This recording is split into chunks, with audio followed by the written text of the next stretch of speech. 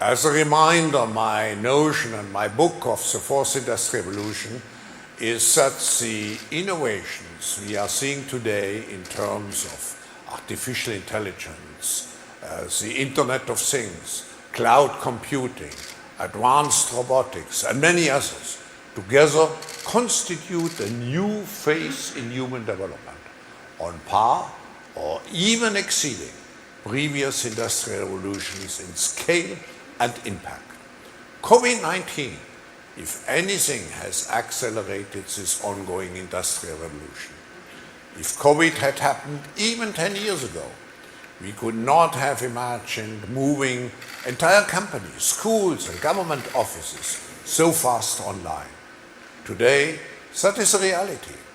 The fourth industrial revolution has become a reality, not just for the pioneers, but for a broad range of people and workers. We are also seeing macroeconomic consequences, changes. Big tech companies such as Apple, Samsung, Alphabet, Amazon, or Facebook already are among the largest global companies, but the last months have further cemented their leading positions in the market, while others have started to lag further behind. That will prove to be not only the case now, but will be a permanent consequence of COVID-19.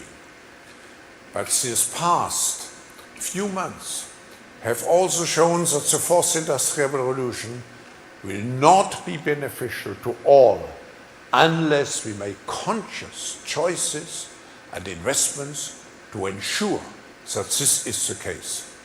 Disadvantaged school students, unskilled workers, and non-digitized companies and governments will feel the crisis much more than others.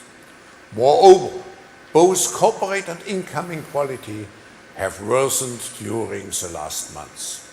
So when we build the post-COVID world, when we do the Great Reset, one of the most important places to start will be to ensure that the fruits of the fourth industrial revolutions are really shared by all.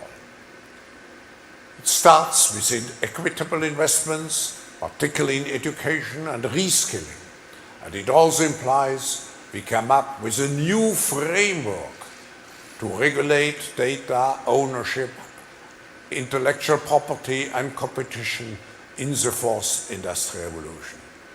This requires public-private cooperation. So, to the participants of this World Knowledge Forum, my message is this. It is very important to embrace the fourth industrial revolution and its technology, as it will determine our future prosperity, like nothing else. Thank you, Dr. Schwab. I absolutely agree on the fact that the current COVID-19 truly enhanced and accelerated the era of fourth industrial revolution. And this fact naturally leads into my next question, which is, what type of leadership is required for international corporations to overcome global challenges such as COVID-19, the US-China conflicts, and so on? In the short term, we are likely to see an acceleration of economic deglobalization, a trend which is apparent. Less goods will be produced and traded globally. COVID-19 has caused a disruption, as we all know, in global supply chains. Companies will try and source more products from neighboring or nearby countries to ensure a greater supply chain resilience in case of future disruptions. And indirectly, as you mentioned, we are also seeing a negative impact of COVID-19 on global political and economic relations.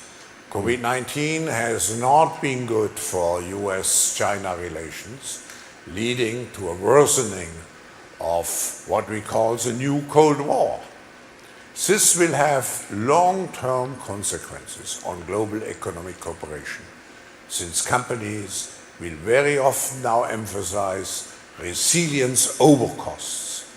With China, having become in the past the workshop of the world, this reshoring which will happen over the next years will lead to major disruptions, particularly affecting Korea.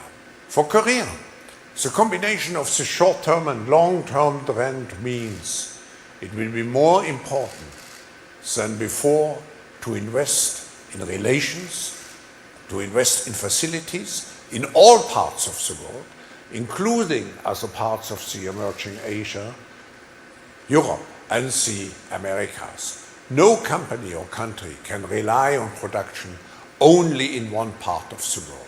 We must avoid also that this new Cold War escalates. We have too many shared interests to allow the global system to disintegrate. Two other aspects of globalization, environmental and digital globalization, are in fact on the rise. And the COVID crisis has shown that when it concerns public health, we are globally connected as well. On all these fronts, collaboration is crucial, and I'm thinking particularly of vaccines, which we urgently need so well and distributed on a global level. Physically, we still can close borders, but virtually, we continue to see ideas, intellectual property, digital goods and services, cyber viruses, unfortunately, and so are many other things spread everywhere. The fact that I'm speaking to you now from Geneva, I think is a perfect example. One of the consequences of COVID was that we all became more defensive and therefore more egoistic and more nationalistic. But in the end, we share a common fate as a planet and as people who live on it. The right response is to collaborate and to coordinate internationally, so we can address the global challenges posed by climate change and COVID-19 and also continue to use trade as a force for good.